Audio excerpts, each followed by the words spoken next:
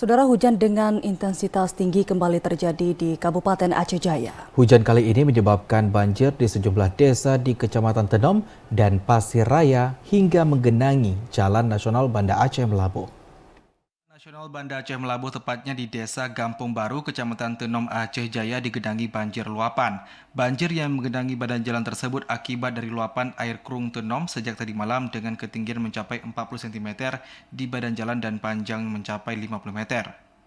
Para petugas dari Satlantas Polres Aceh Jaya bersama dengan personil Kapolsek Tenom membantu para warga yang sedang melintas baik dari arah Banda Aceh maupun dari Melabuh. Para pengendara juga harus ekstra hati-hati dalam berkendara karena derasnya air dari genangan banjir tersebut.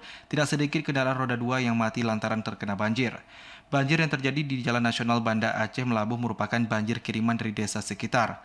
Kapolsek Tenom Ibda Cepri Rosadi mengatakan, banjir yang merendam badan Jalan Nasional pertama kali di tahun 2024 sejak selesainya pembangunan muara baru Krung Tenom. Yang menyebutkan banjir yang terjadi saat ini selain dari sejumlah desa di Kecamatan Tenom, juga ada beberapa desa lain yang terendam di Kecamatan Pasir Raya dengan ketinggian yang bervariasi. Saya rasa ini dari susulan dari arah Pasir Raya ke Krung Tenom. Untuk kondisi lalu lintas, alhamdulillah masih bisa dilalui.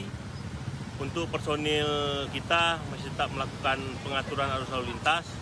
Kami menghimbau kepada masyarakat pengguna jalan agar berhati-hati apabila melintasi wilayah yang terdampak banjir ini, tepatnya di Desa Gampung Baru, Kecamatan Tenom, Kabupaten Aceh Jaya. Hingga saat ini pihak BPBK Aceh Jaya masih melakukan pendataan di lapangan. Masyarakat Aceh Jaya dihimbau untuk tetap berhati-hati dan siaga karena saat ini masih dilanda cuaca ekstrim. Dari Aceh Jaya, Muslia di TV Aceh melaporkan.